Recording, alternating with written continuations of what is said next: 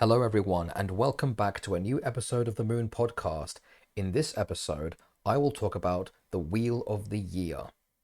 So, what is the Wheel of the Year? It is a pagan tradition about the 8 points of the year which may have spiritual qualities.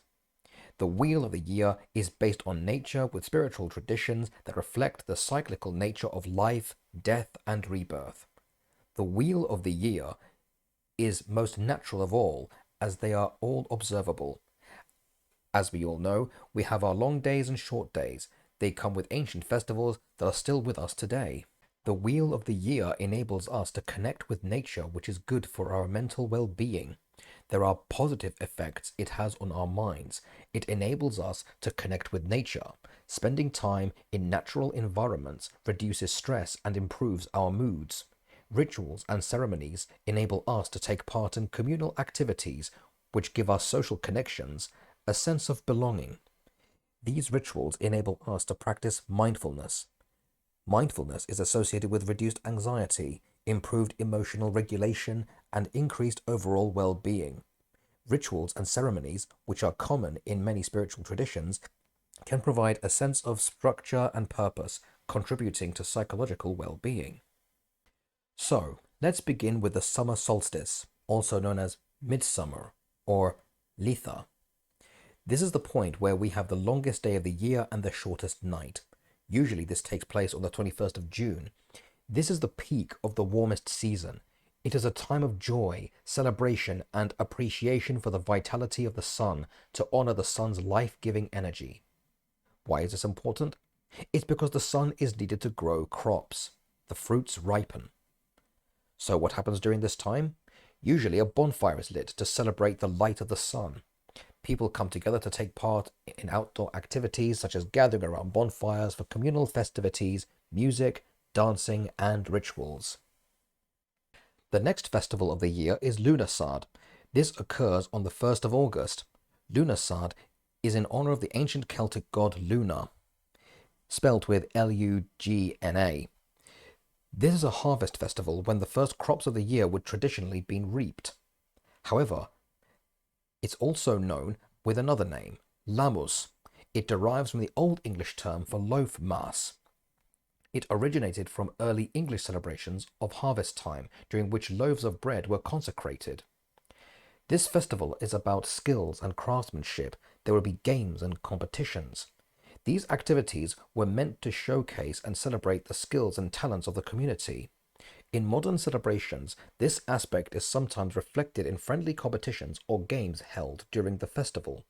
This would be a time for one to show their skills.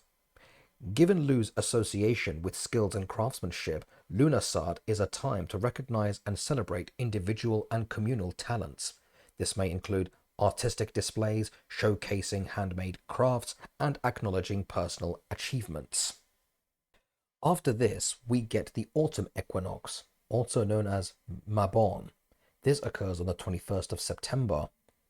This is when we get daylight hours and night hours of equal length, a balance of light and darkness. It will also be a time to bid farewell to the long sunny days and welcome the shorter days of winter. It is a time of reflection, gratitude, and preparation for the coming winter. Next, we have Samhain.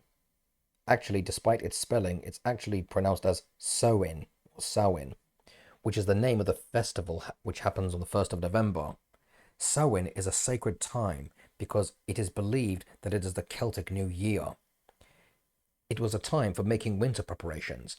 Now that the crops have been harvested, animals would be rounded up from the fields either to be sacrificed or lodged for the winter and used for breeding. And of course, there would be feasts with lots of food and drink. Some historians believe the festivities included animal sacrifices, dancing, and the donning of costumes made from animal skins, and possibly animal heads. Samhain was considered to be an ideal time for the Druids to practice divination, practicing rituals, since the connection to the spirit world was stronger than usual. As a side note, there was no carving of pumpkins to ward off evil spirits a long time ago. They carved faces into turnips. In fact, this is the festival that Halloween is based on. Without Samhain, there would be no Halloween. So now we move on to the winter solstice, also known as midwinter or Yule. Now, this is a big one. The midwinter solstice often occurs on the 21st of December. The name Yule comes from the Old English word Gjol or Gjolg or Gjola, which is the name of the pagan feast. The Norse knew it as Jol or Joli or Yola Yoli. I'm not sure how it's exactly pronounced. It also symbolizes the rebirth of the sun, since it is from that day onwards that we get longer days. This is the point where we have the longest night of the year and the shortest day. This would be a time when a tree would be cut down and bring them into their homes. This is to celebrate the return of life at the beginning of winter's decline. This is why we have what we know of today as the Christmas tree. There would be a log burned, also known as the Yule log we all know of today. This is another occasion for feasting and celebrating. But it wouldn't only be a tree to be cut down, they would also be decorated. But with what? Something like a mistletoe, perhaps. Pliny wrote that Druid elders performed rituals in which they harvested mistletoe. These would be collected under a waxing moon phase and then fed to animals to guarantee their fertility. The mistletoe is related to the Norse goddess Freya, the goddess of love, fertility, and beauty. The Romans knew her as Venus. The Greeks called her Aphrodite, while the Phoenicians knew her as Astarte. There are other things that get hung around this time, such as wreaths, made of leaves and flowers shaped into a circle. These were used by Greeks and Romans to symbolize those who died and enter the afterlife. Once again, we are reminded of the circle of life. The wreath is a circular, never-ending symbol of eternal love and rebirth. Holly also stands for immortality and cedar for strength. Today, the wreath symbolizes generosity, giving, and the gathering of family. There is more. A long time ago, children left straw or carrots in their boots in the middle of the night. Why? It was because they were expecting someone to come along and bring them gifts. But who? No one other than the Norse god Odin, who would ride up to their houses at night.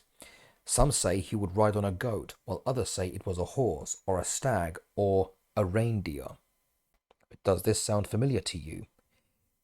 This is exactly what we know of as Santa Claus. Yes, Santa Claus is based on Scandinavian mythology. The next pagan festival is Imbolc. This happens on the 1st of February. The word Imbolc comes from the English words ewe milk, with the implication of purification. It is also linked to the goddess Bridget. This holiday is in honor of the goddess of fertility, blessings, poetry, crafts, and prophecy. One such prophecy was believed like the following. It is said that when a groundhog was released into the wild, if the sun is not too bright and the groundhog cannot see its own shadow, then there will be good weather for a harvest in the coming days. But if the sun is shining too bright that day, the groundhog can see its own shadow, which will be quite dark. That means the sun is too bright, and that means there will be a cold spring, and the harvest will not be as good. This tradition goes as far back as the days of Boudica, the female warrior, before she went to war with the Romans. Before she led her army to revolt against the Romans, she and her druids released a groundhog that day. The sun wasn't too bright, and it didn't see its own shadow. This, according to them, was a sign from the gods. This gave Boudica and her army the increased morale they needed to go to war. This is what we know of today as Groundhog Day. From here, we move on to the spring equinox, also known as Ostara, which often takes place on the 21st of March. This is the second time we get daylight hours and night hours of equal length. What exactly does Ostara mean? Ostara is the German name for the goddess Istra, who is the goddess of spring or renewal. This is where we get Easter from. The reason we see Easter eggs everywhere during this time is because the egg is a symbol of new life, representing rebirth and resurrection. Another thing we see is the Easter bunny. The relation rabbits have with Easter is simple. Rabbits and hares are associated with fertility and were symbols linked to the goddess Easter. This festival is also known as the Passover, which is a Jewish festival. According to the Hebrew Bible, the Passover is a festival that commemorates the liberation of the Jewish people from slavery in Egypt, as told in the book of Exodus. Once again, what we are seeing is an ancient tradition that has lived on for thousands of years, and we will still see practiced to this day. And finally, we come to our final festival known as Beltane. This is celebrated on the 1st of May. While many people know May Day as a bank holiday, this one also has its ancient pagan roots.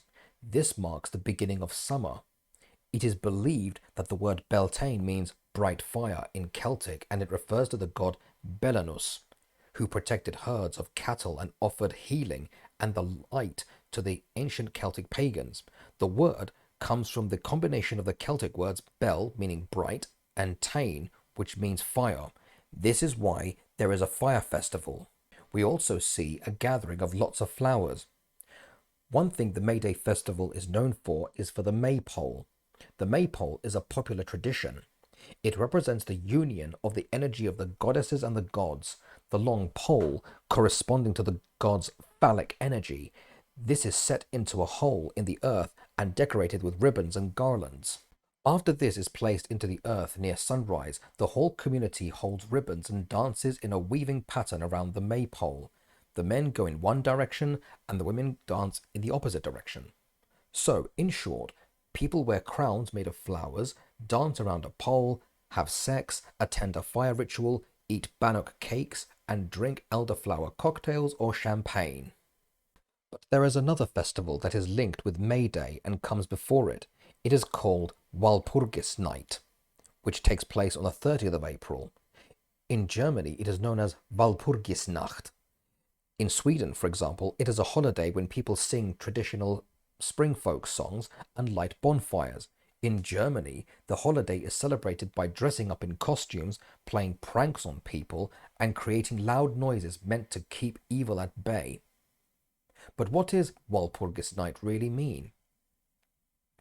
Legend has it that there was once a woman named Saint Walpurga, an English-born nun who lived at Heidenheim Monastery in Germany. Walpurga was believed to have cured the illnesses of many local residents. And of course, this festival comes complete with feasts, music, and dancing. Now we complete the wheel of the year by coming back to the summer solstice, and that is how the annual cycle continues. To conclude, this is a year of festivals dedicated to nature, the sun, and togetherness. It is here that I recommend a book by Simon Webb, The Origin of Wizards, Witches, and Fairies. It's a great book, and it explains all the little things we do today that go as far back to the Bronze Age, explaining the history and origins of our festivals and fairy tales. And finally, as a little final note from me, all of these things contribute to our mental well-being. Thank you all so much for listening. I hope this podcast has been interesting to you as it is for me. I hope you all have fun at all these festivals. Take good care of yourselves.